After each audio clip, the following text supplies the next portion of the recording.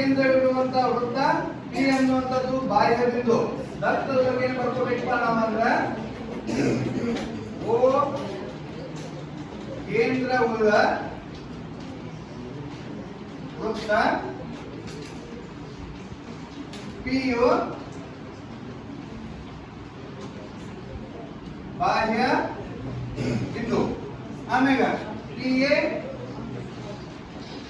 ಮತ್ತು ಪಿಬಿಗಳು ಪಿ ನಿಂದ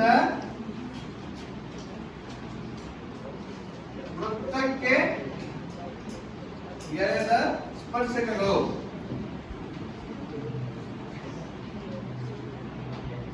ಆಮೇಲೆ ಏನ್ ಮಾಡಿದ್ವಿ ನಾವೀಗ ಎಒ ಒಬಿ ಸೇರಿಸ್ಬಿಡೋಣ. ಸೊ ಏನು OA ಮತ್ತು OB ಸೇರಿಸಿದೆ. ಅಂದ್ರೆ ಈಗ ಸಾಧನೆ ಏನಪ್ಪ ಅಂದ್ರೆ ಏನ್ ನಾವು ಸಾಧನೆ ಮಾಡ್ಬೇಕಾಗಿದೆ, ಸಾಧನೆ ಏನ್ ಮಾಡ್ಬೇಕು ಆಗಿದಪ್ಪ ಅಂದ್ರ AOB ಕೋನ ಮತ್ತು APB ಕೋನ ಎರಡಕ್ಕೂ ಮೊತ್ತ 180 ಡಿಗ್ರಿ ಅಂತ ಹೇಳ್ಬೇಕಾಗಿದೆ. ಕೋನ AOB ಪ್ಲಸ್ ಕೋನ APB ಈಕ್ವಲ್ ಟು 180 ಡಿಗ್ರಿ. ಹೌದಾ? ಈಗ ನಮ್ಗ ಇಲ್ಲಿ ನೋಡಿ ಏನಿದೆ ಇಲ್ಲಿ AP ಅನ್ನುವಂಥದ್ದು ಸ್ಪರ್ಶಕ. ಹೌದಾ? ಸ್ಪರ್ಶ ಬಿಂದು, ವೃತ್ತದ ಮೇಲಿರುವಂತಹ ಬಿಂದು ಯಾವುದು? ಸ್ಪರ್ಶ ಬಿಂದು A. ನಲ್ಲಿ ಎಳೆದ ತ್ರಿಜ್ಯ OA. ಹೌದಾ? ಈ ಸ್ಪರ್ಶಕಕ್ಕೆ ಸ್ಪರ್ಶ ಬಿಂದುವಿನಲ್ಲಿ ಎಳೆದ ತ್ರಿಜ್ಯ ಈ ಸ್ಪರ್ಶಕಕ್ಕೆ ಏನಾಗಿರ್ತದ? ಲಂಬ ಆಗಿರ್ತದ. ಅದೇ ರೀತಿ ಬಿ ಬಿಂದು BP ಸ್ಪರ್ಶಕದ ಸ್ಪರ್ಶ ಬಿಂದು. ಹೌದಾ? ಈ ಸ್ಪರ್ಶ ಬಿಂದುವಿನಲ್ಲಿ ಎಳೆದ ತ್ರಿಜ್ಯ ಏನಾಗಿರ್ತದ? ಸ್ಪರ್ಶಕಕ್ಕೆ ಲಂಬ ಆಗಿರ್ತದ. ಹಂಗಾದ್ರೆ ನೋಡಿ ಏನ್ ಮಾಡೋಣ ಈಗ, ಒಂದನೇದ್ದು OA ಲಂಬ AP, ಏಕೆಂದರೆ ಪ್ರಮೇಯ ಎಷ್ಟು? 1ರಿಂದ. ಸೊ ಆದ್ದರಿಂದ OAP ಏನಾಯ್ತು? ಕೋನ OAP ಏನಾಯ್ತು? ಎಷ್ಟಾಯ್ತು? 90 ಡಿಗ್ರಿ. ಇದನ್ನ ನಾವು ಒಂದನ್ನ ಇದೇ ರೀತಿ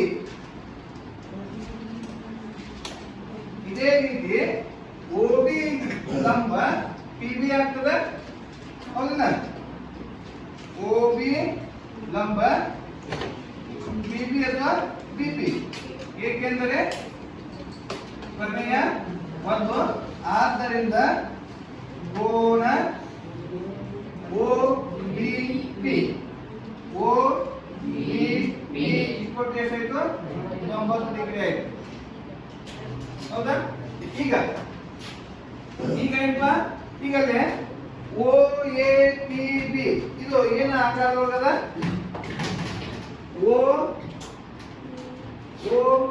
OAPB ಇದೊಂದು ಆಕೃತಿ ಅಲ್ಲ. ಯಾವ ಆಕೃತಿ ಅದು? ಚತುರ್ಭುಜ. ಸೊ ಹಂಗಾರೆ ಏನು OAPB ಇವು ಒಂದು ಚತುರ್ಭುಜ. ಆದ್ದರಿಂದ ಚತುರ್ಭುಜದ ಒಳಕೋನಗಳ ಮೊತ್ತ ಎಷ್ಟಪ್ಪ? ಒಳಕೋನಗಳ ಮೊತ್ತ 360 ಡಿಗ್ರಿ. ಸೊ ಆದ್ದರಿಂದ ಈಗ ಚತುರ್ಭುಜದ ಒಳಕೋನಗಳು ಯಾವ್ಯಾವ ನೋಡ್ರಿ? ಕೋನ OAB ಪ್ಲಸ್ ಕೋನ APB ಪ್ಲಸ್ ಕೋನ ಯಾವುದು? OBB ಪ್ಲಸ್ ಕೋನ AOB ಇಸ್ಕೊಂಡು ಎಷ್ಟು? 360. ಹಂಗಾದ್ರೆ ನೋಡಿದ್ರೆ ನಮ್ಗ ಈ ಕೋನ ಮತ್ತು ಈ ಕೋನ 99 ಡಿಗ್ರಿ ಅದ. ಹೌದಾ? ಇಲ್ಲಿ ಅದನ್ನ ಬೆಲೆ ಹಾಕೋಣ. 90 degree plus APB plus 90 degree plus AOB ಒಟ್ಟು ಸೊ ಹಂಗಾರೆ ಇದು 90 ಇದು 90 ಕೂಡಿಸಿದ್ರೆ ಎಷ್ಟು ಆ ಕಡೆ ಹೋದ್ರೆ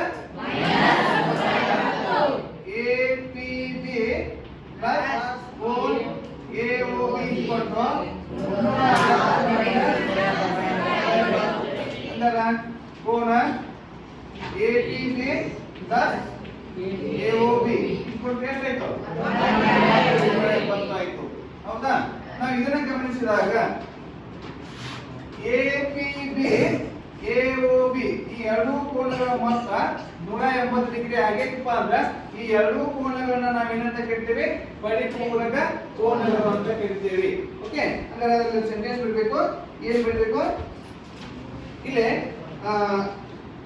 ಎರಡೂ ಕೋನಗಳು